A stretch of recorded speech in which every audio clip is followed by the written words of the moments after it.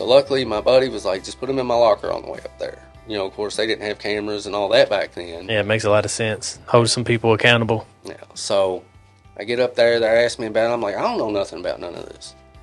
So they couldn't prove nothing, so they sent me back to class. I grabbed them on the way back, and when I opened that bottle, there was at least 60 or 70 10s and 20s in that bottle. Mm-hmm. So I'm off to the races. Hello, everybody. This is Justin with The Human Experience, where we tell the human truth. We hear a lot about human truth stories, whether it's anxiety, PTSD, recovery, alcoholism, death, and kind of that forgiveness type stuff with yourself. But we are here with my good friend Kevin, and he's going to share his human truth and the human experience that he has come across in his life. So we appreciate you coming, man. Pleasure to be here. Yeah, awesome. Well, that's great. So Kevin and I haven't talked one-on-one ever. We've been in a group setting with the REACH program. You can reach out to the reachstore.org. Has some good blogs on there. Miss Stacy's put together a nice website that kind of has all of our information. We are in the men's group together. Is there anything else that you do within the REACH program? Within the REACH program? That you started? I started with IOP. Yeah. Okay. I was introduced through drug court. I came off of, when I went back in front of the judge, it was on 4 new charges, 8 violations, absconded from probation parole. Due to their whole situation, they started doing classes at REACH, is where I met Stacy and Eric, who I absolutely love today. They're both amazing. Yes. But yeah, I've been through the ILP classes. Of course, now I'm in men's group with you, and other than that, I actually went back to an ILP class here recently. I like to try to visit. I'm like 2 weeks away from getting my license back, which I'll talk more about that. But, I just want to get back because what I found in my life has been so profound to me. Like it even talks about it in the book, that necessity to feel like you just want to give that to someone else. Absolutely. Even though I can't make someone else do this, the concept and idea is that I was guided through, that yes. I learned, life changed completely. My whole mindset towards everything's completely different than what it once was. Okay, well, with your mindset, who is Kevin today and his purpose? What do you stand for today, and kind of what drives you today? A lot of the initial drive came out from where I came from. That life that I led, the way that it became, all the chaos in my mind, all the constant negativity and self-doubt, and, the way that I'd hurt the people I loved the most, the way that I was harming myself, like the things that I think about today, like if I get uncomfortable about setting a boundary with someone, that intuitively today I know the consequences behind that. I revert to back. I always tell myself, if there's a 1% chance that what this decision I need to make can take me back to where I was, I got to treat it as absolute. Mm-hmm. The trajectory of my life changed. I get up every day. I restarted my father's business. Very important to me. I love what I do. I'm blessed to be able to do that. Along with that comes a lot of responsibility. Making it a priority. So, that meets I'm trying to think of the word for it. The security aspect, as well as some enjoyment. On the flip side of that, building cars for people. Like I have a guy in there now who's got a 64.5 Mustang. Now this man's had it since he was a teenager. Mm-hmm. He has spent a little over 5 years saving the money to do this to his car. So to be able to rebuild a car, this one's not completely, but to repaint it and put a little extra effort into it to make it as nice as I can within the range of what I'm getting paid, Like, I love cars myself. I grew up around them, building them, so I know what it's like for that want to have something like that and the meaning behind it. Yeah. So it's amazing to be able to share and seeing how excited people get over something like that. That feels pretty good when you're not numb, right? Oh, yeah. It's amazing. Yeah. And he like he bugs me all the time. Yeah. He's always wanting to talk about this and do this, and I've done like 5 or 6 spray outs for a color and this and that. But it's okay because again, it's almost like recovery. When you see someone light up, when they finally start clicking things and seeing that light in life, well, to sit here and watch this person just get so overjoyed Yeah. at seeing the process of this happen, and knowing in my heart I'm doing my utmost. I'm not trying. I'm putting every effort that I have into this to see someone else be happy, and then I get that sense of accomplishment out of it. So it's good all the way around. That's awesome. And I think as we'll dig in a little bit more, I'm sure that there's going to be a lot of relations between, putting a car together and putting yourself back together as you come through recovery too. I'm sure that you've heard Stacy talk about, a little bit of rust on the bumper and stuff like that. So, so tell me, Kevin, where did it start? I mean, what was your childhood like? Where did the influence? I was talking to somebody today, and they shared a picture that their kid had a beer in its hand, getting it out of the box, and of course the kid was smiling. And I said, it makes me so sad, right? Yeah. And it's not. I mean, the kid don't know, the family doesn't know. Obviously, they haven't been affected enough to know. My family would know that it don't feel right, because I hurt them, right? Yeah. But to normalize that, and it was normalized around me. I didn't know it at the time, and it took some digging in my resentments and stuff like that to kind of figure that out, how normal it was for me for beer to be around at a certain point in my life. And yeah, it's alcohol, it's legal, right? Yeah. Well, just normalizing that type of stuff builds up over time. And I'm not blaming that or my parents' decision or anything. But that's why I go to ask, where do you think it started? What happened that you can remember that it was like, oh, okay. Or what have you dug in with your sponsor that has showed you some things? All right. Do y'all have a beat button? Because I don't like to cuss, but sometimes I get going. No, listen, look, it's wide open. It's okay. YouTube. It's a podcast. All those FDA stuff is long gone. I think it's the FDA. Keegan, what is it? I can't remember. FCC. Thank you, Keegan. Right. So, we're pretty open. The thing I have about cussing, and my dad, I mean, he can't stand it, especially in front of a camera, but I've done it before. The thing about cussing is when I tell someone I love them is one way, right? Yeah. I love the shit out of you, Kevin. Does it feel different? Yeah. So it has a different meaning or purpose. And I get that. Okay. Now, if you go too far, I'll dial you back. Yeah. But I understand there's emotions involved in the human experience. That's why it is human. Yeah. So I understand that too. So okay. There's that disclaimer, and it's basically wide open, man. I just appreciate you opening your story. So let's go back. All right. Well, I was born in Louisville, Kentucky. I lived out by PRP. Man, I was just wild from birth. Very accident prone. Let's see, I went to the ER 13 times before I was 11 years old. Wow. I had been, they always made that little thing about sticking your finger between the plug and putting it in the wall. I did that at 2 years old. Yeah. But I've had lacerations, broken bones, I put myself through the ringer my whole life. But ever since I was a child, I had a very obsessive, impulsive personality. How do you know? How do I know? Well, because even as a little kid, I'd get these things in my head, and there was no stopping it. Whether I knew there was consequences or not, I get it in my head, and it was on. No questions asked. What's your earliest one that you can know that you obsessed about?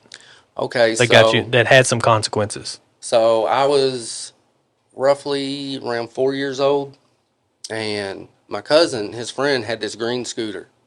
I loved this scooter.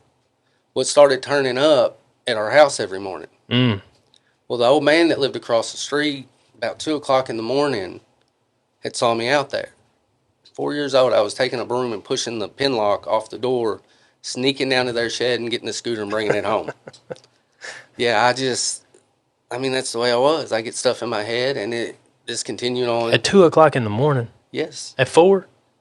No. Yeah, at 4 years old. Where was your parents? Asleep. I was sneaky. All right, continue. So, they always had this fear because, like I said, I was very head driven, didn't pay attention. I was always riding my bike out in the road and this and that. And they were afraid I was going to get hit by a car. So that, in between the way the neighborhood was going, we moved out to Bullitt County, back zone. It wasn't a few months after we moved out there. Well, before that happened, and I don't know to this day what invoked me to do this, but me and another kid, there was some new houses in the neighborhood. So we decided to go around and we beat the walls up. We rolled the windows down the stairs. I mean, we tore these houses apart. Sounds awful now. Oh, yeah. I was probably around 7 or 8 at the time. And I'll rewind just a little bit. Before that, first time I ever rode in a cop car, I was real little, around 4 or 5, somewhere between 4 and 6, I'd say. First time, me and a friend took a little adventure, walking around, and heck, we went up to someone's door and asked for a glass of water. Didn't even know them. Right. So by the time we got back, my parents done flipped out. They had the cops looking for us, so they took me home in the cop car. Second time, there was a little store up the street, and we decided to ride our bikes up there. And we go in there, and I'm getting this comic I wanted because my mom wouldn't buy it for me, and get a bunch of candy and stuff. Well, I get outside the store. I'm just setting it all on the bike. I'm a little kid. I don't realize, the degree of what I'm doing. Mm-hmm. So he gets caught. They come out there and get me, and I'll never forget this as long as I live. When I got home, my mom opens the drawer up, doesn't say a word, and there's that comic book I wanted. She had went back and got it for me, and here I am, stealing it. Yeah, humility at its finest. Oh yeah. So, anyways, after this whole house incident, I'm supposed to be grounded. Some time goes by. Well, I sneak out one day and go over to the kid's house I'm not supposed to go to. Mm-hmm. Not paying attention when I come out of the driveway, I get hit by a car. Break my tibia and fibia in my leg. Is 8 years old? Yeah. I was, second grade. So, yeah. Gotcha. So, one of them was sticking out of my leg. I had hit, got knocked down, and I freaked out, stood up. When I did, it just snapped. So you'd think I'd be sitting here crying from all the pain and this and that. And I'm sitting here crying, throwing a fit, scared half to death my family's going to find out that I done snuck out the house. Right. I'm more worried about that than, but... What was your consequences once they did find out you were in trouble? What does that look like at home? So, Dad used to bust my ass all the time. Mm-hmm. I can't say it did a lot of good, because Well, if you didn't feel the tibia, you're not going to feel ass beaten. No. I acquired a high tolerance for pain throughout my life. And again, it's like I'd run away from him and, I didn't want it, but there was never a consequence that even if I knew from the forefront what this could potentially bring, that, I wasn't willing to be like, oh, I don't want, I was like, we'll deal with that when it gets here. Right. I'm having fun. Yeah. So I say it to this day, that's one of the things that went throughout my entire life is wanting desire. That drove me, and so many consequences came from that. So after I get hit by the car, of course, the whole house thing gets kind of put to the side. So let's see, I go up through elementary school, start playing football. I love playing football. Around 11 years old, I was introduced to weed and alcohol. My buddy Richie, his dad, had a refrigerator out in the garage. Actually, I have to rewind again. I always forget about this, but throughout when I was little, my mom used to always get those Fuzzy Navel wine coolers, and she'd always give me a little sip, and I love the taste of it. So, of course, me being me, I'd sneak in the fridge and just get me one. So that was actually my first time drinking alcohol. I always forget that. But his dad, man, he had beer, Seagrams, like he had it all laid out. We'd go in there and drink some of the whiskey and stuff, and then fill it back up with water, like he ain't gonna notice. Yeah, right. Get some beer, and then the first time I ever smoked weed, I I can't really look back and say 100% one way or the other that it was about acceptance. Again, a lot of my attitude was having fun. Mm-hmm. And first time I smoked weed, uh, man, I was just out of it. And my buddy, he was trying to put eye drops in my eyes and hold my head back, and I start spinning and all this and that. Well, I jump up and I got to throw up, and like I'm in a complete open area, I run over and throw up in this girl's pool. Wow. But that was fun to me. For Yeah. whatever reason, that registered as fun. Like, I got to do this again. So I started smoking weed. This is 11 or 12. Yeah. And then, we get into middle school. And I remember the assistant coach that I played football for would take me and my buddy. He'd get some beer. We'd put them in cups and go to the high school football games. What? Yeah. Middle school. Yep. What? It's crazy. Check your mentors, parents. My gosh. So, You talk about acceptance. There it is right there. Assistant coach, that you look up to. He's probably the one that goofed off with you. He was the one that pushed you the most when he had to. yeah. And then he also poured you beer. Yeah. Unbelievable. So we get into 8th grade. I was always a good student. I made good grades when I was young, and then once I got about to 6th grade, that started falling off. My behavior started changing. Mm-hmm. I always had good manners. I was always tried to be as respectful as I could, but again, I just did whatever the hell I wanted. That was the basis of my life, and I got to 8th grade, and I was just a shithead. Like, I'll never forget. There was a kid in school. He was talking to me like Sylvester, how he spits when he talks. Mm-hmm. And I got so mad. I hucked a loogie and spit it in this kid's eye. Mm. So I ended up getting expelled in 8th grade about almost halfway to the year into it. So I went to Micah Christian in Hillview. And, at that school, I played basketball, and the coach was all about basketball. I mean, we missed some classes to go play basketball. I mean, if you played, you could do about whatever you wanted. Wasn't a lot of consequences from that. Right. And, they were able to paddle us there, but I never did get paddled. But so I get into my freshman year of high school, and I'm back into a public school again. And, things are really taking off at this point. I'm smoking weed every day. So it became a habitual everyday habit freshman year, sophomore year? Yeah, around freshman year. Before school? Oh, yeah. Right before school, after school. I mean, that's all we did. Mm-hmm.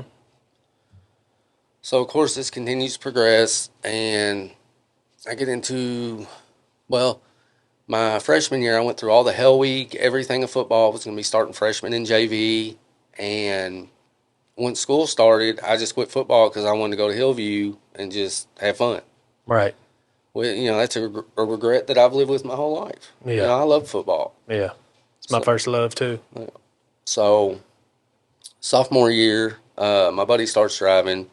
We're getting high before school, going in, and I just, at this point, I could maintain some decent grade averages just by doing the tests and stuff. I didn't apply myself whatsoever. I didn't care. I was so aimed on just having fun in life, and I'd gotten a job. I worked at KFC for a little while. I ended up getting fired from there for smoking weed. So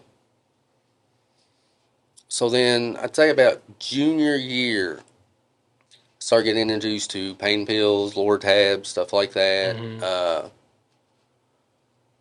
Some Xanax. I don't do good with Xanax. I either black out and go to sleep, or I go to jail. One of the two. Yeah. So, of course, all the partying's just going on and on. This is an everyday thing. How did you get introduced to pills? I mean, was that an injury that somebody had, or did you stealing it out of grandma's cabinet? What did it look like? No, just people I was around. It popped up. They just had it. Yep. Yeah. And I saw them, and I was like, well, I'll try it myself. Was it an older crowd, or was it around your sophomore age? My age and some older crowd, a Yeah. little bit. And then my junior year, that was the first time I got introduced to Oxycontin. Yeah. A friend of mine was getting them 10s and 20s, and he's like, you help me sell these, then, I'll give you some to take. Well, I never sold any of them. He just give me one every day. Right. And I enjoyed it. This was before people was shaving them down and snorting them. You just taking them. Yeah. Yeah. So I had a little episode with those. One day we came into school, and he handed me this film bottle.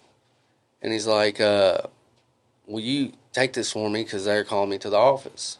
So he ended up getting expelled. And I'm sitting here with this bottle in class. And then they call me to the office. So luckily, my buddy was like, just put him in my locker on the way up there. Of course, they didn't have cameras and all that back then. Yeah, it makes a lot of sense. Hold some people accountable. Yeah. So I get up there. They're asking me about it. I'm like, I don't know nothing about none of this. So they couldn't prove nothing. So they sent me back to class. I grabbed them on the way back. And when I opened that bottle, there was at least 60 or 70 10s and 20s in that bottle. Mm-hmm. So I'm off to the races. I got friends getting on me because they see what's happening. And at one point, they tried to take them, and I got pissed. This is junior, senior year. It's junior year. Yeah. And I'm ready to fight someone over these pills. Yeah. Oh, yeah. I got them back. Of course, then I ran out. I couldn't get them no more. So that kind of ended that for a little while. Do you remember being sick at that age? I never got sick off of them. Yeah. That's what I remember. I don't remember, I guess, whether it's the consequences or being sick after you do a stint at that age. I can't really place it. Even 20, 21, 22, I can't really remember dope sickness, Yeah, I can remember feeling off about it, like, Yeah. Not feeling as good, but there wasn't necessarily a sickness. Right. So, get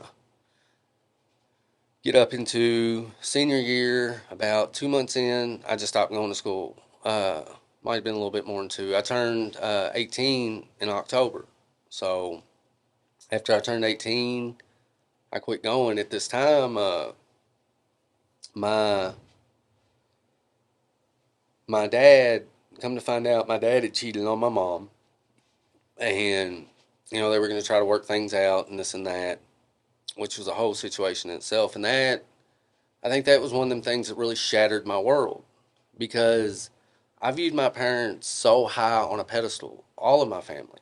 I got family comes from a good Christian background, hard workers, At one point in my life, I thought that I had the perfect life. And, I find out today, not that there was anything wrong with my parents, or we're all human. Yeah. So I understand more of what they dealt with throughout their lives, Right. and the things that they didn't let us see as kids. Absolutely.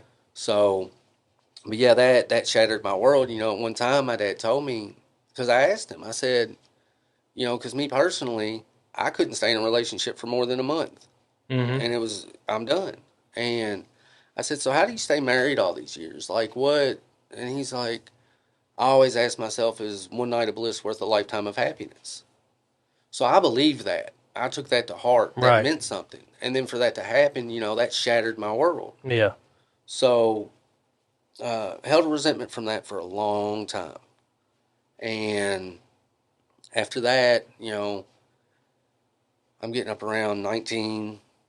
My first job was at Tri-State CFS, which they leased from my dad. They had just started up. I was their first employee. Really good group of guys. Gave me so many chances over the years. At 19, my mom's dad, my grandfather, died. And that was another shell shock, because this is one of those people in my life who I admire to the core. Very humble man, very patient, calm, genuinely good guy. And he taught me so much. And at this point, I'm spiraling. I got, Oxycontin. well, no, I hadn't been back to the Oxycontin yet. At this point, I've been introduced to cocaine, crack, drinking like a fish, smoking weed. Mm-hmm. So, let's see, he died December the 1st of 2006. Now,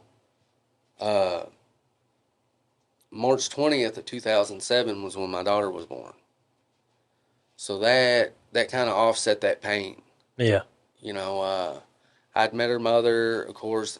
I was a jackass. I ran off doing cocaine and this and that, and I wasn't there through that whole birthing or the whole pregnancy. I'd asked her in the beginning. I said, "Are you for sure it's mine, or could it be someone else's?" And the moment she said, it possibly could be someone else's, I shut it down. Right. And my mindset at the time was very selfish. I'm like, I'm not going to be here for you, and then this ain't even my kid. Well, I mean, I get it, you call it selfish. We were selfish just because, but I mean, it's your daughter for sure. oh now. yeah, 99.98%. Well, okay, yeah, it's your daughter. Well, I'm just saying, in that moment, a lot of people listening probably could relate. Like in that moment, what are you supposed to do? What kind of situations that put a man in, especially when the baby mama actually identifies and says, "Look, it might not be yours. I'm not for sure," and yeah, no judgment here. Well, the way I look at the situation now, I don't know how far along you can get the blood test and all that done, Mm-hmm. but I could have kept in contact. I could have Yeah, had that's true. some kind of support Right. and been there on a certain level because it's like that whole saying goes about. Well, it's kind of relational, but I'd rather have it not need it than need it not have it. I would have rather been there for her and Yeah. it not been my child than me not be there and it was my Right. kid because it turned out to be my kid. Right. And now, for the rest of my life, yeah, I have to accept the fact that I wasn't there through that pregnancy. I didn't see my own daughter born. Right. So, So when she was born, how long were you on the run and non-existent until you found out that it was yours? well, about a week or two after she was born, her mother didn't want to contact me, but her mom did. And said, she called me. I'll never forget, I was up at the shop with Dad, and she said, "Kevin, I got to tell you something." She goes, "Kara had her baby," and she goes, "There's no doubt in my mind this is your child." Said, "It looks just like you." So I went to talk to Dad. We went, me and a couple buddies went over there, saw her for the first time. Gorgeous. She had a full head of black hair. Gosh, such a gorgeous baby. So we decided to get a DNA test done. And of course, 99.98%, I was fairly confident this is my child, Mm-hmm. So at that point, I'm getting back into her life. Like, I wanted to be a father. Right. And I ended up getting back with her mom, started renting a house over off South Park. And, I was working at Tri-State. Life was building up. I got a dog. But there was a sense of unhappiness, and I used to try to blame it on her, but it wasn't. I was so tuned into the lifestyle I had led that Which was Kevin's lifestyle. yeah, What you decided to do. yeah, What you decided to have fun with. What you decided what was fun and what wasn't fun, and where you wanted to go without any consequences. yeah. I mean, Crossing that street without getting hit by a car. You were doing all that. yeah, You know what I'm saying? You were doing what you wanted when you wanted besides your job, it sounds like. Even in your job, did you have some trouble there from the time you were 20 to oh yeah, oh yeah, like not showing up, being late, no call, yeah. no shows? Coming in late, not showing up, and the only reason them guys kept me around is because I was one of the hardest workers they'd ever seen. Right, You put me in there, I'm going full tilt all day long. right, But problem was, you couldn't get me there. right. So, And it was mainly cocaine and weed and drinking at this time? yeah. And, of course, the coke turned to crack and all that. And, Do you remember the first time the coke turned to crack? Like when you were like, "Ah, you know what, just give me a rock instead." And then I mean, do you remember that first hit? It was like, "Geez." I want to say my buddy Josh has brought it up. He was like, you can put some baking soda on this and cook it down. Oh, you cooked it yourself. Yeah, yeah. Oh, Don't tell him what you buy out there. I had, the cocaine that I got was just so good. And once you learn how to do it, yeah. I'll never forget before I brought Karen the baby to this house because part of the deal was I was going to finish this house up. I had to do paint stuff, a lot of stuff on it. So I'm sitting over here at nights with my little spoon and stuff, cooking this in the crack. I'd cook me a little rock, smoke it, pace around the room forever, peeking out the window, drinking, coming back, cooking another rock, pacing around, and this would go on for hours. Man, Yeah. And what a miserable cycle. oh, yeah. But I couldn't recognize it at the time. No. At the time, I'm having fun. Right. All by myself. It's crazy the way my mind got to where it operated. It still baffles me today. Yes. So anyways, I start becoming more and more unhappy, and at finally some point, I split up with her mom. Mm-hmm. And she didn't leave you? You left her? yeah, I left her. Yeah. And which, that's the second time in my life I broke her heart. Yeah. So, of course, there's probably still resentment to this day over that. Right. Well, I called her in a good mood, and she was like, "No, I don't want you to pay child support." And I'm like, we ain't doing this, because I'm not waiting 2 years down the road, and you get mad, change your mind, and now I got all this back, Right. So we went down there, we set an agreement on what to pay. I got visitations every Wednesday, every weekend, and I did good for a while. I was still holding my own. I was laying off the crack. I was doing better. Well, my buddy Josh comes over one day and pulls out an OC-80. Mm-hmm. Big dog. Oh, yeah. So he's like... That's the first one I ever did. And he's shaving it down, and I'm like, okay. And I snorted it back off to the Game races. over. Oh, yeah. Yeah. And even with those, it wasn't just the high, it was that drain. Like, Yeah. nothing, if you ain't ever done it, you couldn't understand, but if you've done it, you know what I'm talking about. Yeah. So... It's sickening. I mean, we discuss it because we want it to be open and honest, and we want it to understand that people are not alone. Yeah. It sickens me now. Oh, yeah. To talk about a drain. I hated the cocaine drain. Yeah. I hated it when it drained, and I couldn't feel myself swallow. I hated that. A lot of people like it, but for some reason, that phenomenon of craving kicked in when that drain was going with the OC or the Opanas. Yeah. I mean, it's just unbelievable. Yeah. And it's something that you'll never be able to get ever again. Sitting here talking about it now makes me sick. But at the same time, makes me understand why I wanted more. Yeah. Does that make sense? Yeah. Oh, yeah. You're like, I'll never do it again. Yeah. Man, I remember a drain. Hell, I didn't do it for as long as I did because I didn't like it. It's ill. It makes me so ill. Okay, and I just wanted to explain that because I've been in the same boat, and I haven't heard anybody yet bring that up again. That drain, that feeling, that understanding that we have. So you're not alone, and people listening, you're not alone because I mean that's what it is. It's something that can't be explained. It's sickening and absolutely can't get enough at the time. Well, we talk all the time about the effect that the drug has. Something I learned years ago that they talk about is the ritual of it. Yeah. You get a vibe and a high off of just preparing it. That's right. Because you know it's coming. Your body's ready. I was thinking about that the other day, and I'm glad you brought it up. Stay a little bit closer to your mic. No, you're good. You're in a good rhythm. I was thinking about it the other day. I looked down on my shirt and I had a bleach spot. Now you know where I'm going, right? Mm-hmm. Where am I going? I don't know. No, you lied. I thought we were having human truth. So remember when you had to suck the coating off? Oh, okay. And then you take it like this. And bleach spot. Mine was always green. Well, it was green, but I saw a bleach spot on my shirt today. Okay. Just like last week. Okay. And it's been 12 years. Oh, damn.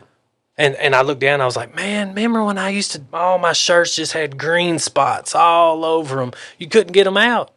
And I remember seeing my buddies and, this little spot right here would be all stretched out from where it's been wet from getting off that coating, And I'm just like, man, how sick is that? And I haven't thought about it in a long time, but just last week, it's funny you say it. So you lick the pill and you get off the coating of it, and I used to get it off with my shirt. I don't know how you did it, but I used to get it off with my shirt, and them spots would always be there. Yeah. And that you talk about the ritual, you do that, and we're not going to talk about the ritual because I don't even want to get into it. But it's the same as like somebody breaking down a Black and Mild. Oh yeah. There's no way. I mean, maybe it tastes better, maybe it don't. Without freaking a black and mild, if anybody smoked a black and mild, they know. Maybe it does, maybe it doesn't. But that ritual of getting it prepared and freaking that thing all the way out is why people do it. Well, have you ever heard of? I believe it's Pavlov's dogs. Oh yeah, Yeah, about the ringing the bell and yeah, all that. Yeah, the whole behavior of it. yes. So yeah, I just wanted to touch on it. No, yeah, no. I also did too. It is a ritual. All right, so now you're full blown on Oxy Big Dogs, the '80s. They were readily available, as I remember, Yeah. and you can get them as long as you had money. You could get them, and I know at the time I don't even like speaking on war stories. And trust me, we're not doing this. We're just making sure that people aren't alone. They were about $60. Then they went to 80. Oh yeah. Then they went to 100, and then they didn't make them. Yep. They made the ones that didn't break down. Remember that? Yep. So you were still in the madness then? Oh yeah. I was when those were out. I was doing Opanas. Yeah. So yeah, same. How old are you? I'll be 38 in October. Okay, we're same age. So me and Yeah. you are right dead on our timeline. Yeah. So then the Opanas came out. That was that was a terrible drain. I'm gonna use the words like Stacy taught me. You don't say it was an awesome drain. That was a terrible ass ill drain, right? Yeah. The Opanas, and then it spiraled out of control for me. From there, then they didn't make the Oxy or the Opanas no more, where you could break them down, shave them down. So what did that look like in your timeline now? All right. So of course, once the oxys hit, performance at work got worse. Even though I'm telling myself Oh yeah, you I need do so much better. yeah I more work- creative. That smooth energy, I'm golden. Yeah, And of course, I'm destroying my life and can't even see it. And so I ended up losing my job. Now I'm in and out of battle in court for visitation with my daughter. And it was the same routine. I'd go to court, they drug test me. I'd fail, get in compliance, get drug tested again, get my daughter back, just to do this all over again. So at this point, I've lost my job, all this stuff's going on. One day the sheriff came to the door with a warrant, and I'm letting my buddy stay there now. And I'm like, answer the door. And I don't know how I got up there, but there was a little cutout for the attic in the closet. It was so high up you couldn't see it in the doorway. And I just shot up through there and was laying there. He came in, looked around and everything. So I got missed on that one. But it's just, what was the warrant for? I don't even Child remember. support or No, I think it was something like a speeding ticket or something. I mean, I was never responsible. were you mixing OxyContin with anything else? Because I never was really paranoid on it. I just knew it was bad. No, it was straight Oxycontin. I didn't want to spend my money on nothing else. Right, same. So, of course, then it goes into Opanas, and then, of course, those started getting so expensive. And, of course, at this time, I'm in and out of JDAC, I started going when What is JDAC? At the time, it was Jefferson Alcohol Drug Abuse Center in Louisville. Okay, They're now Centerstone. gotcha. So, And this is court ordered or no? You weren't in any legal trouble. highly recommended by the courts. Right, yeah. Because if you ever did get in trouble or you got a speeding ticket that you didn't pay, you went in front of the judge and said, hey, look, I got a drug problem. Yeah. He's like, well, that's simple. Then we go to JDAC. Yeah. Yeah, and so you would play that whole system. Yeah. How long did that last? Oh, Going in and out of JDAC trying to get your visit. Oh. So you lost visitation eventually? yeah. Man, And do you remember that day? not the exact day. No, I mean, do you remember that feeling, that human experience when you lost visitation with your daughter? I was pissed. How dare this woman who's resentful at me, Right. because I'm dating these women, bringing them in and out, and this and that. Right. How dare her come take my kid from me? Right. That's where I was at with it. Yeah. I was madder than hell. Yeah. But what was it actually? I wasn't being a responsible father. Mm-hmm. I was being inconsiderate. Were you stealing? Oh yeah, at this point, that's where it started. I was pawning shit, stealing. I mean, just whatever it took. Where were you living? Wherever you could? Well, I stayed in that house for a while, and like there was other things I was supposed to do in compensation for the rent. Right. Yeah, I got so far behind. Oh, yeah. I just left. And I owe this man an amends. I ain't made it after all these years, but that's one of my amends I got to make. Whatever it takes, whatever I owe him, it's got to be taken care of. I'm trying to clear this stuff up now. So, of course, I go back to mom's. That's always Oh yeah. always been the go-to. Yeah. I messed up my life. I'm going back to mom's. So, of course, this goes on for years, and at some point when I'm going to the roost, I start hanging with this chick. My buddy cuts his leg with a chainsaw. What's a roost? What's the roost? The pigeon's roost. What is that? AA clubhouse. All right, so you started hanging out at AA Clubhouse after JDAC or some kind of program, like you were doing good? Yeah, my first stint in JDAC, back then it was a 30-day program. Okay. Now, the first time I went in there, I got kicked out after like 3 or 4 days for climbing on top of the wall in the detox room because the women's and men's were right next to each other. And you push some towels up in the drop ceiling, and I was a shithead back then. And doing what? Talking to the women. There's a girl that I was clicking with. Well, of course, there's always a girl that you're clicking with. Oh, rehab love. Which is highly not recommended by Stacy. Like, literally will get you kicked out of group. Like, Stacy has to make that comment all the time. I understand the value in that today, though. And it's the value in what? Rehab love? No. I just kidding. When they tell you to stay out of a relationship for a year, that is very vital. We've never had a relationship with ourselves. Exactly. We've never understood the relationship with ourselves. We had one. It was toxic as shit. But, we never understood the emotions behind having relations with ourselves and dealing with the outside issues, much less putting that on somebody else and dealing with those issues. Yeah. So, I understand. Okay, so you had a first stint of 30 days. You came out. You got kicked out. When did you have some solid time underneath your belt? That came. Let me say this first, and then I'll go ahead. So when my buddy cut his leg with a chainsaw, I would not do heroin. Dirty drug, this, that, and the other. I wouldn't come near it. So after he cuts his leg, this girl I'm talking to gets a liquid morphine. So I'm going to the hospital, taking him shots of liquid morphine, and he's giving me his pain medicine. Well, I keep watching him. Well, the justification comes in my mind, this is pharmaceutical. This is clean. Oh, yeah. So it's the first time I experimented with a needle. And that rush hit, and I was, damn. Like, nobody showed you that, experimenting with a needle? Have you seen people do it before? Before that, no. But I watched him, and I saw it hit him, and I was like, damn, I got to try it. It's pharmaceutical. It's clean. It's okay. Right. So, of course, that connection dries up. So here's the next justification. Well, now I'm using the needle and shooting up. Might as well try heroin. Right. As crazy as that is, in my mind, perfect sense. We're in the middle of the madness. I've never done or seen heroin. Thank God.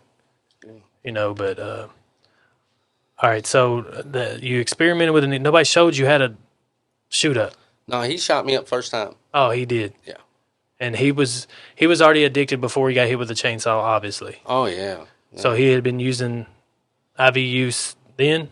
Before the chainsaw? I didn't know it, but at the time, he had already started shooting heroin with a needle. I got you. And then, of course, I got him the morphine and all that. So, of course, once it got to heroin, So you were still at mom's on the needle now.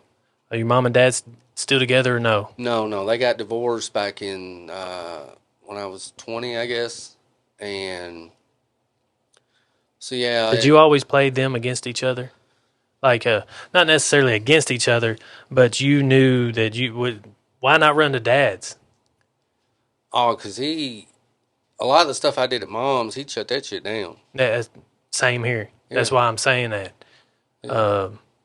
When you started using IV use needles, what did that look like after that?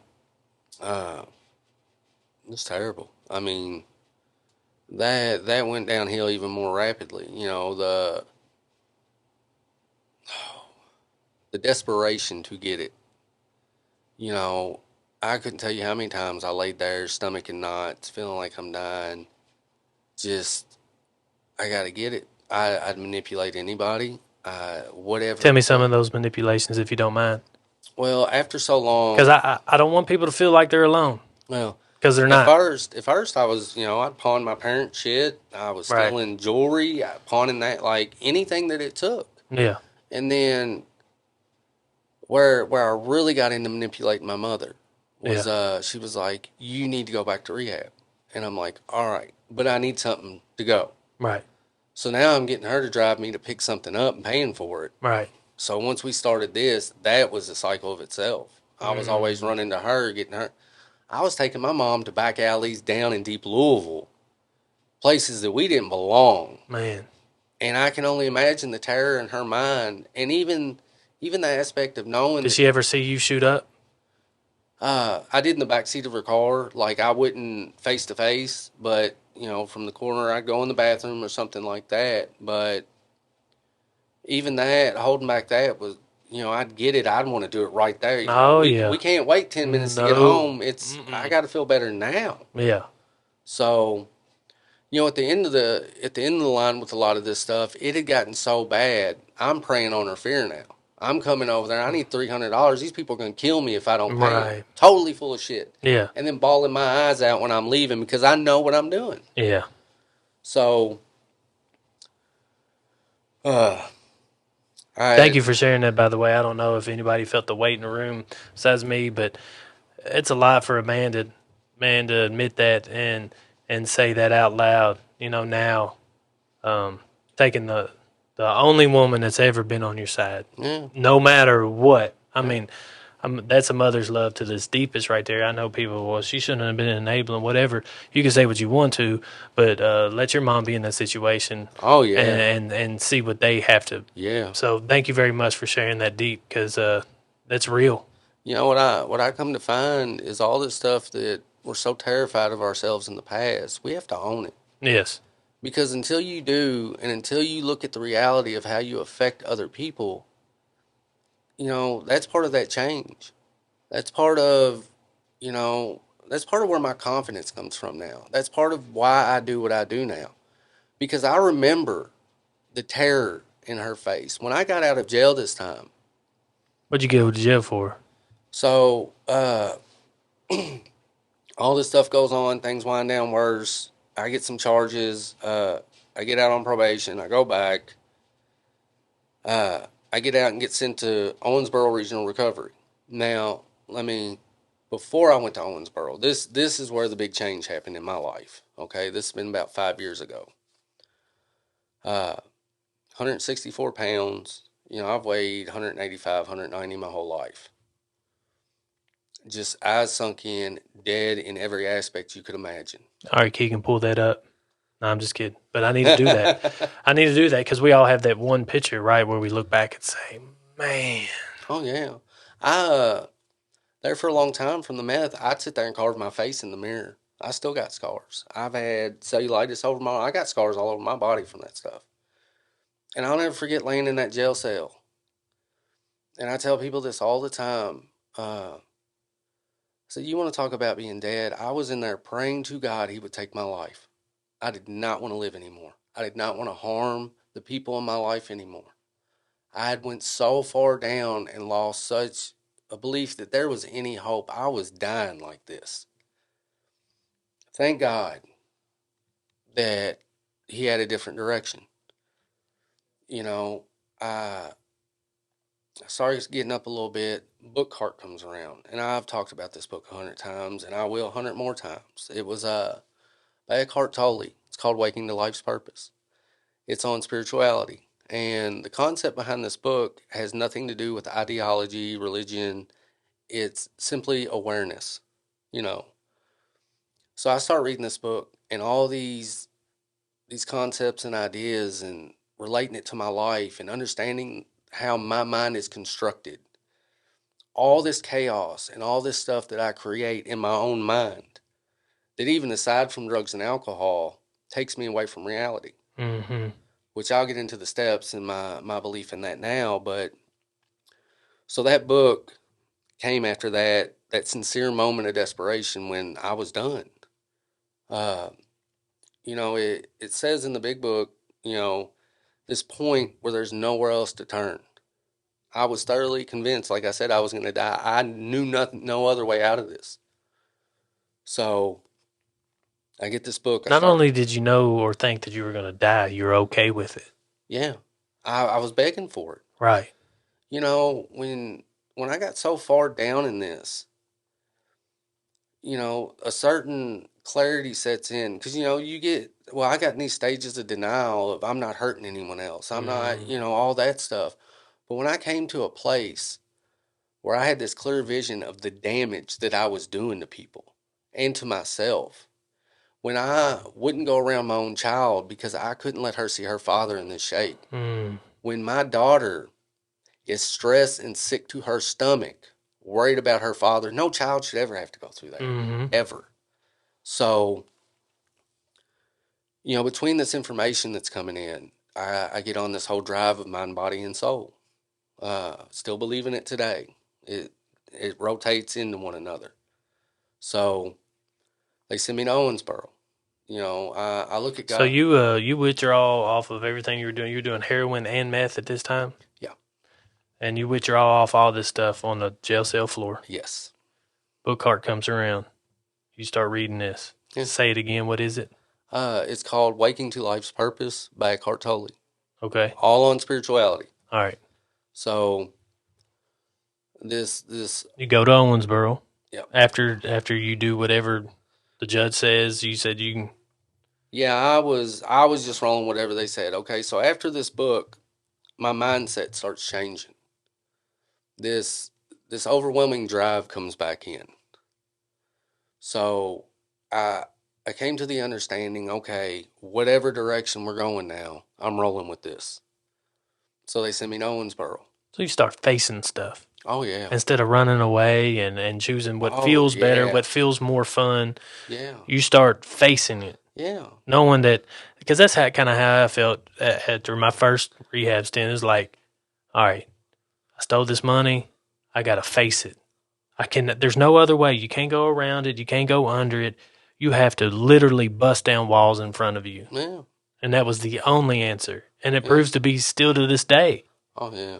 No matter if it's just, a small argument with my wife, or if it's a conversation I don't want to have with a team member, or it's a conversation I don't want to have with my mom, who is ill now.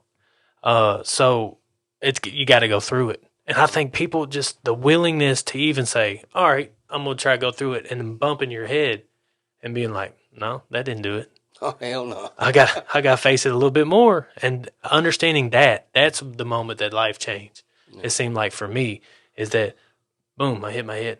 No, that's not through it enough. You're just taking the steps and then really amping up and ramming that wall and understanding that you really got to face those things. Well, and there's a lot more stories, but of course I could be here all day with that stuff. But another one, just to show you how much fear would not keep me from this. I OD'd, and I went into cardiac arrhythmia, and this is years prior to all this happening.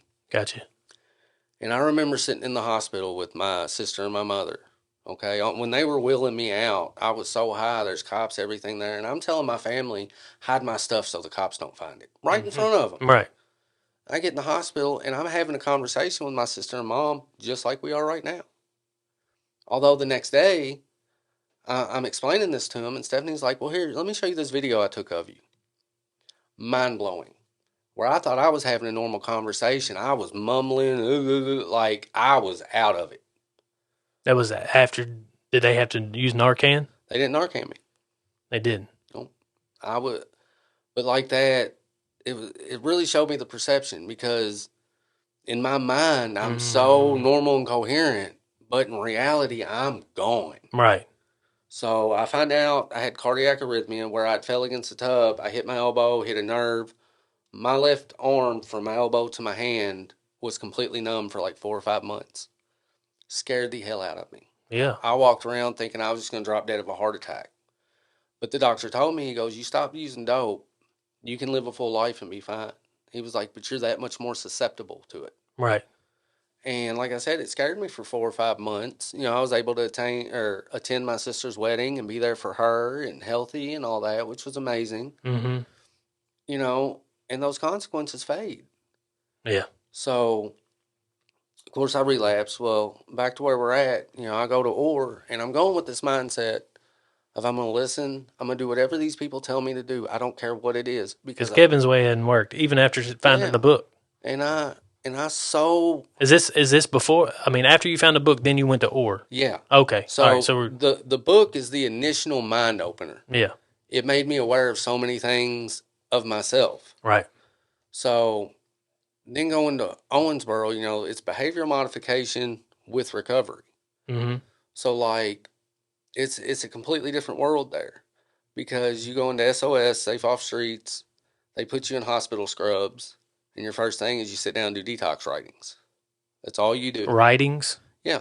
They got sections out of the big book. You write 2 pages on each section, and there's like 14 of them. So 3 people move up a week. So if you got 4 new people in there, whoever has the 3 most writings gets to move up first. So that's your little initiative to move on up. So again, you're stripped down. You don't have nothing. They walk you to classes. You don't get to be by yourself. So when you get through that, you go to MT1, motivational training. You get out Saturday and Sunday. You get to go to, you have to have at least a meeting each day. Now, your SOS room is 8 bunk beds. Your MT1 room has 8 bunk beds. So when you get to MT1, whoever has the most meetings first, you rotate around the room and you get your 2-man room. Mm-hmm.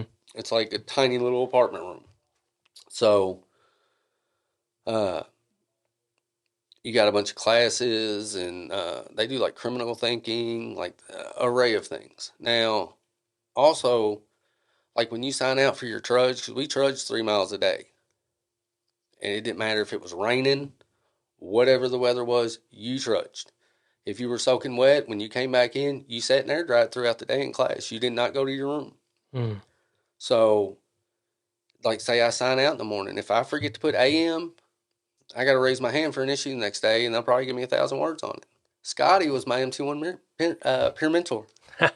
I'll never forget this to the day I die. I was sitting in there because when you first get into MT1, they give you a 72-hour buddy that kind of guides you through that. Yeah.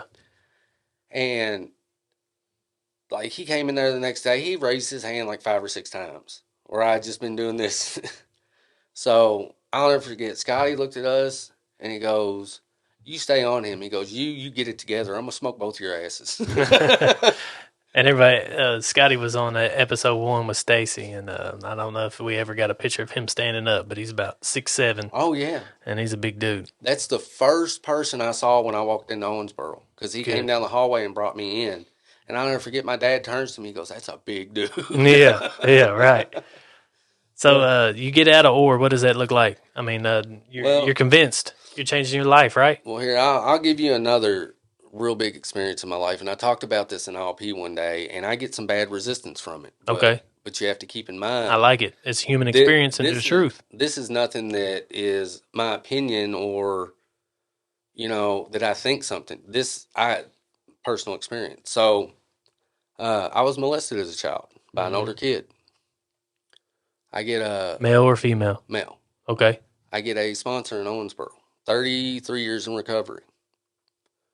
Now this man is completely open and honest with me. Come to find out, after he's my sponsor, he tells me that he had been arrested and put in prison for child molestation. So, of course, that was a little rough at first, but the man was honest. Hmm. He didn't hold back on who he was. Right. Now I respected that. Yeah. And he talks about it being a sickness. Well, I can relate. I understand alcoholism is a sickness. Well, then he talks about how he has worked on that over the years. And of course, he's being a sponsor, he's helping people. So, Hmm. not that I condone that type of stuff, No, you don't condone it, but I mean, listen, but he's got a sponsee that's sitting there telling him the other side of it. yeah, How do you think it helps him? exactly. And of course we don't condone that. Yeah, It's disgusting. It's devastating. But we also don't condone uh, making our shirts look cool with the green spots on 'em. yeah, You know what I'm saying? exactly. So again, the human Exactly. experience we can't judge. That's It is right. it is a human experience. It's the truth, and somebody willing to bust that wall down and face it, Yeah. man. And that's where step 5 and 6 was so eye opening to me because where all these judgments passed over the years, Well, in seeing my flaws as a human being and accepting those, I have to understand that other people have flaws too. Now, the way that my character expresses itself is going to be different from yours. Yeah. But if you start breaking this stuff down, the causes of it, There's going to be a lot of similarities. exactly. Yes. Same instinct, and that, Whether it's food, sex, oh yeah. it's got a lot of similarities. And we're about to get my favorite parts All right, in the go for it. recovery. So, it opened my eyes through that whole process. I grew so much because, like I said, I dug my heels in. I put the work in every day. I paid attention and everything, and I grew so much. But again, wanting desire, uh, arrogance, you know, by the end of the program, I'm wanting to come back home. I'm wanting to be with my girlfriend. I'm wanting to be with the kids. I got everyone in this building, peer mentors, staff, telling me I need to be a peer mentor. I need to stay a little bit longer. Mm-hmm. I was unwilling to sacrifice 3 more months of my life just so I could run back home. Mm-hmm. Go back to the same situation I came from and thought that I had this handled. I get back, COVID hits, they shut the building down. I was going to go back and facilitate 3 o'clock class. I had this big plan, right? Mm-hmm. Well, I get back, plan gets shattered, I fall apart, I end up getting high. So that cost me 2 more years of my life. What was that? Heroin? Heroin, meth, yeah. Started with weed. Same people. Yeah, same people, same everything. Man. Went right back into it. That's how arrogant I was. So you were clean 4 to 5 months. 7 or 8 months, I was clean. Go back home. I lasted a month, maybe two. Yeah. Started smoking weed, found some meth. Well, I'm going to take this meth so she knows that I know she has it. And I get to work and I smoked it. And so I got that ball rolling again. Now I spend the next 2 years of my life with all of this new understanding. Mm-hmm. And I couldn't give it up. At one point, my dad's buddy was a sheriff that he grew up with. So of course, by then, by this point, my grandfather had passed away when I first got back. My grandmother was so proud of me, she gave me his truck. Mm-hmm. 03 Dodge Ram, I talked about it in group. Mm-hmm. I repaid that favor by running it to the cables on 65. High. Ripping the wheel, oh yeah, out of it. Had a 97 Lincoln, ran it into the back of a tractor trailer. Mm. Hit the corner of it, smashed it. Wrecked it twice. Apparently, one day, I don't know if there was Xanax in the dope or what, but one day the sheriff pulled me over. I ran from him, went around the car. He couldn't go around because another car was coming. I managed to get away. I don't know how. I didn't even remember this. I got my dad telling me that the sergeant has told him this, and I have no idea of it. Man. So it's gone beyond just controlling your mom. Yeah, we're back. We're back out, way gone. Yeah. So,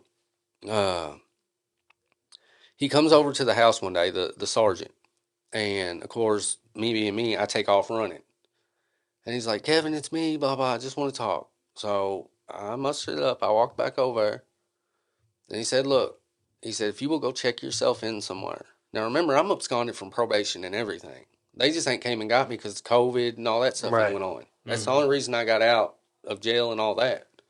So he's like, "Go check yourself in somewhere. We'll work this out." He goes, "You have until Thanksgiving."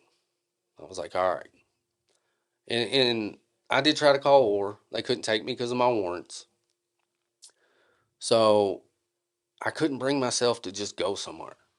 That's all I had to do was go somewhere, and I could not do it. Why didn't you reach out? Why didn't you call Scotty? Why didn't you call somebody else? I get so full of guilt and shame and self-pity, and that old mindset's kicking in again. Mm-hmm. This is the end. I'm going to die. Yeah. So, needless to say, I never went. And then one day, I'm laying in bed, and this guy that was living at the house, he has a mental handicap, and he comes back there. He goes, "Kevin, the cops are here." I said, "Well, tell him I ain't here." He's like, "Well, I just can't do that, Kevin. I can't do it." Mm-hmm. And I'm like, you go out there and tell him I ain't here. He's like, I can't. Like, he's getting so upset because he can't lie. Right. And I'm getting mad because he won't lie for me. Right. Yeah. I mean, so while he's going back to the front door, me being smart, slick me, I go up there to her daughter's room and I'm climbing all over these toys and stuff into the closet in the back and hiding behind some clothes. Now, I'm pretty sure they saw me through the edge of the window and they came. I heard them walk in there and I'm like, please don't find me. Please don't. Next thing I know, he's got a hand coming through the clothes grabbing me. Yeah. So, needless to say, I got locked up, but that was a relief. And This is during COVID. well, this is right at the tail end of COVID. And this was the beginning of this year. My sobriety date's February 21st. Gotcha. Which, when I 12 stepped for more, when I got done 12 stepping, when I went into 12 stepping, I'd lost 3 friends back to back. Well, 2 back to back, and then one when I got home. But they were dear, beloved friends to me. Like, we're real close. And my buddy Daniel that died, his birthday was February 14th. So I 12 stepped on the 14th of February on his birthday. Got done 12 stepping on February 21st of 2020. Was out 2 years, got locked back up on February 21st, 2022. Hmm. So that's one of them God things for me. That's the way I see it. So what changes now? Why not? Why not go back? So What changes now? The book changed your mind the first time? Nope, you went back. Or had all this structure that you needed? You went against a recommendation? Nope, you're back. What changes now? okay, so once my mind sobers up a little bit, and I'm getting back into some reality, this information I've acquired and these beliefs haven't left me; they've been put to the side. So coming out of it, instead of feeling so sorry for myself, so belittled and shameful, I know where that leads.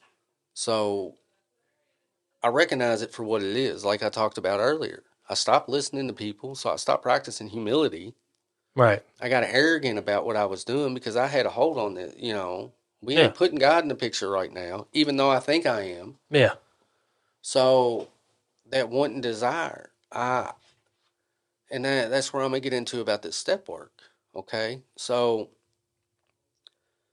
I understand these things. I start working on myself again. I start reading a little bit in the Recovery Bible, which that was some new information. So I even told my sister over the phone in jail. I said, I'm not going to sit here and tell you all these grand ideas that I got going on, that I'm going to do this, that, and I said, I ain't making no promises this time. I said, I will tell you this. My understanding at this point, I can reflect back upon my life and where you all see it as back and forth, back and forth, back and forth. This has been a growing process. Mm-hmm. It's different levels for me, and, uh, so when I came out, I got back to work. One of the first things I wanted to do was get back in compliance with Owensboro, which the judge allowed me to do. I had to go back down there, phase 2 community, get consequences. First time I was down there in phase 1, I had to write 57,000 words and a bunch of actions. Phase 2 does pages. I had like 56 pages. I had to do certain actions, turn it in 2 weeks. I'm back in compliance. I can go facilitate classes. I can sponsor people. Like, that opens up an area I can do in recovery. Plus, I want to give back to that building because they did so much for me in my life. Mm-hmm. Like I said, there's so much more I can talk about, but we'd be here all day. Yeah, I So, understand. anyways, getting back, I really want to get back into the step work. I understand more of the value in that now. One aspect is you can look at it like this. Well, we'll start this way first. When it comes to the steps, people try to teach me my whole life that I got to work these steps to stay sober. Now, there's both a true and a lie in that. Step 1, we deal with alcohol. Okay? Uh, Disease of alcoholism, mental obsession, physical allergy. That is a reaction that I have to alcohol.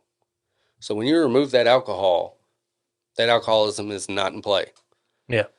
I hear so many people say, oh, this is my alcoholic behavior. That's total bullshit to me. Mm-hmm. When you get out of alcoholism, step 1, okay, for me, step 2, what am I willing to believe in? Am I willing for a new direction? Step 3, am I going to follow some action that other people are guiding me through? Am I going to start practicing these things? even if I don't have this extreme faith in God, even if I'm coming at this and I don't understand it, I'm still going to practice what they're telling me to practice Mm-hmm. because I see these people in their lives. Not all of them, but you can tell when people are walking a certain way. It's like Absolutely. it's like with Stacy.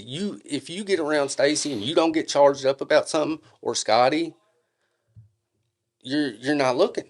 Yeah. So once we get beyond the alcoholism, well, now we're into the human condition. That's where the aspect changed for me. It's not I'm combating alcoholism anymore. It's spirituality is awareness for me. Okay, God given consciousness. When Okay, so in the step work, one aspect is you think about circuitry and electronics, resistors. Mm-hmm. So all throughout my life, I'm placing these resistors in there. All this stuff from my past, all this chaos in my mind, right? Yeah. It kills out that flow. So when you go through the step work, step 4, you're looking at your past, you're clearing all that out, analyzing it. Step 5, you're releasing that to another person. God already knows. Mm-hmm. So again, we're approaching uh, the reality of what this has done to me and others. Then you get up through, you recognize, okay, so where have I misused? Not that I'm defective, but where have I misused these aspects of myself? Right. Either overused, underused, or in the wrong way. Especially where have I been selfish, which is the way I was my whole life. Mm-hmm. So you get into 8 and 9. Well, now we're going out and repairing this wreckage. Not that everybody's going to forgive us. Not that they're all going to go grand and all this. A lot of times I find that the people that care about me the most just want to see me live right. Yeah. So still got to do my part and do whatever I can to correct this stuff. So now we removed all these resistors out of the way. That, for me, allowed a flow to come in. So again, when I talk about God, for me, it's seeing like a spiritual experience is me recognizing certain alignments that happen in my life that are so astronomical it couldn't Can be explained. exactly. A, why you survived it. B, why you were able to learn from it or Yeah, given the opportunity yeah. again to learn from it. I mean, if I really dug into all this stuff, and I've said this before, I'm like, the fact that not only am I alive, but my mental capacity is intact, and I can walk around in decent health is just amazing. Right. And so another aspect, I hear these people talking about just give it to God, give it to God. Well, I don't. One, I try not to think about what I need because a lot of times I'm selfish and I don't know what I need. So when I pray, usually it's for other people and guidance with the understanding, uh, the way that God made me. When you get so far into this, that natural intuition kicks in. And Stacy even said this to me one day because I was sitting there dealing with the situation and I'm like, I don't know what I should do. And she looked at me, she goes, you know what you need to do, you just don't want to do it. Mm-hmm. And that's right. It's that resistance. Yeah. Another one of them sayings is that whole progress is in progress, not perfection. And I hear it so much. And even throughout my life, I used a lot of these things as cop outs. A lot of times Oh, saying yeah. shit just because it sounds good. Yeah, right. Oh, you're Mm-hmm. profound. Yeah. No, really, you don't know what the hell you're talking about. Yeah. So in my life, progress, not perfection, is not okay. I handled this situation wrong. I'm going to do it better the next time. It's I'm aware of what I'm getting ready to do in this situation Yeah. because I'm practicing this stuff. Yeah. I feel that resistance, that urge to do it another way, but I walk through doing it a better way. Yeah. That's the progress for me. So, uh, again, that God aspect is, I believe God gave me that conscience for a reason. When, they talk, and I even touch on a little bit of Christianity with this, talk about the Father, Son, and the Holy Ghost. Okay. One aspect I see of that is consciousness, the material mind, and the physical body. Okay.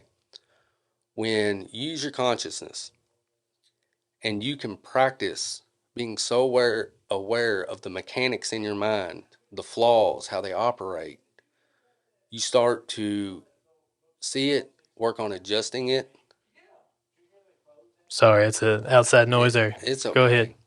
You start to analyze it, and then you can adjust these things.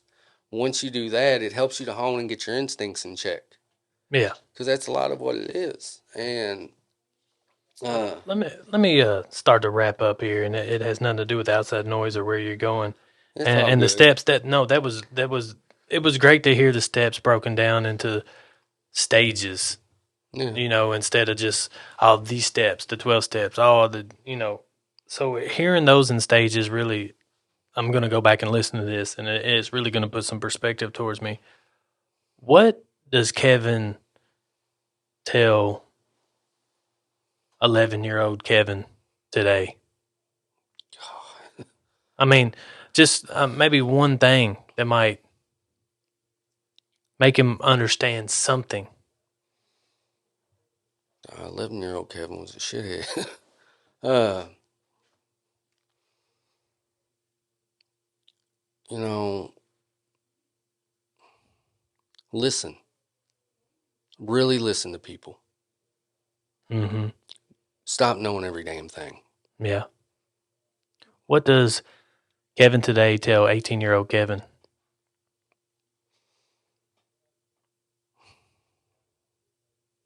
It'd have to be the same thing. Listen. Yeah.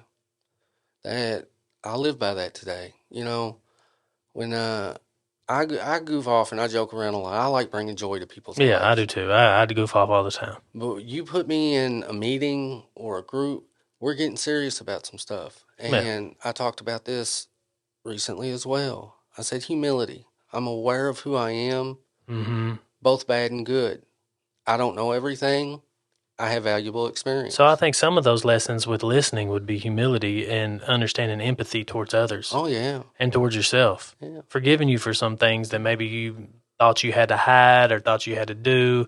Like for me, I never knew there was anybody adult wise that talked about drugs unless their parents did them. I mean, you kind of knew that, right? Yeah. But I never knew, and maybe there wasn't enough resources back then, but I never knew that it should be an outright discussion. It just wasn't. My parents didn't talk about money in front of us. My parents didn't talk about alcohol in front of us or explain to us that it was bad. They didn't talk about sex or love or, they didn't talk about those things. Everything was kept quiet, and we were taught these in weird lessons, in my eyes, weird lessons to me and my siblings that affected us for our entire life. What I want most for my daughters is to understand that they can come to dad and understand that it's a human experience. Oh, yeah. That it's a human truth that you have these certain weird feelings about this boy. Well, sit down, baby. Let me explain to you, just maybe in dad's eyes. I know it's going to be weird. Yeah. But with God's guidance, I hope to have in prayer that she's able to understand and have the ability to talk and listen, because I think that's key. Yeah. So because it takes an empathy towards a situation. I know you're going through some hormones. I know that you're understanding, but this is what guys do. Let me tell you. Yeah. Because I was him. I'm not going to say that. I hope I don't have to say that, but I will. Yeah. Because it's the truth. And I wish people could sit me down and help me go through that at that moment. And I think that's what you're saying about the humility and listening is understanding the empathy towards a situation. Well, and it's a two-way street. Like I said, when I go into these groups and stuff, I'm not judging people. Right. I like to look at everyone on a level playing field. Yeah. And for me to sit there and think that someone who is struggling through this or someone who is just in this or is not in this place that I've been fortunate to get to doesn't mean I can't learn from them. Right. There's lessons with everybody. Yeah. This is therapy to me because this is what I do. This is what I get to do on a weekly basis is sit down and understand where other people's shoes are. Oh, yeah. Ours had a lot of similarities. It had some differences, but I totally understand, and at least I know and have empathy towards what you might have gone through. And that's what I said when you sat down. It's like, man, I'm nervous. I'm like, it's just a conversation. And what it turns into is a real intimate conversation. Yeah. What is Kevin after the first stint of rehab? What does Kevin today tell the Kevin after the first stint of rehab? 30 days, kicked out, looking over at girls. What is Kevin today? You're in the danger zone. Why? Because like we touched on earlier, so I can tell myself all day long that I can hang out and be with this girl, Mm-hmm. but my focus is on recovery. Right. All right, now on one level, am I still trying to fill a void? Right. Because that, It's identifying those holes and those resistors. yeah, It's identifying those first. And then once you identify them, what actions towards those are going to be necessary well, that you'll actually take? it varies because, like I said, it's all about awareness and action, and it's different depending on what behavior is. And I'll give you a real personal one. When I first got into recovery this time, sex instinct gone wild. Mm-hmm. Right, I created a situation for myself. Uh, Thank God I talked to some people. I sat back and analyzed this. Not only could I see the past damage, the damage that it was doing now, Mm-hmm. and what potentially could come of this. So there's that resistant action I have to put in. Right. My sex instinct ain't just gonna go away. Yeah.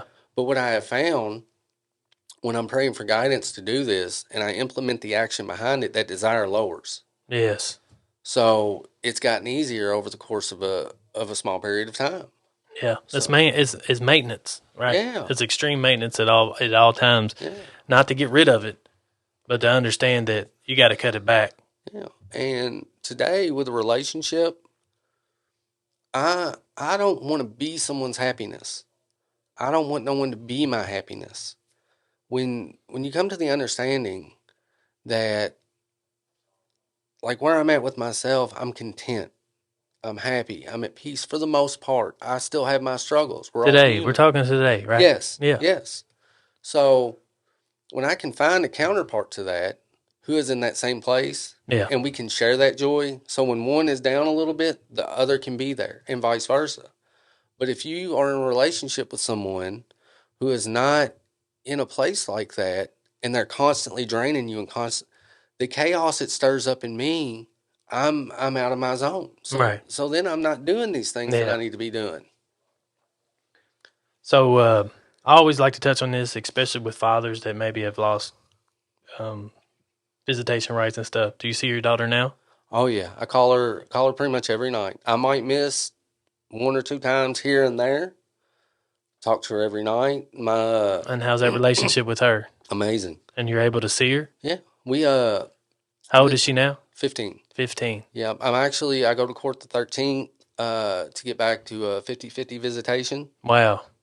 This past Sunday, she was doing geometry, which is one of the classes I excelled in. It's been 20 something years since I've done it. Right. Yeah. But I brushed up quick. She was doing graphing linear equations, and to be able to sit with her and help her with that was amazing. Yeah, that's good stuff. Even better than that, the week before it was poetry, and she said, "Dad, I can't do this. This sucks," or something like that. I'm like, I don't ever want to hear that word out of your mouth again. And she was like, "What sucks?" I said, "No, can't." Yeah. Because you can, you just ain't putting the effort into it. Yeah. You know what you got to do. Yeah, you're too smart of a kid. Yeah. Right.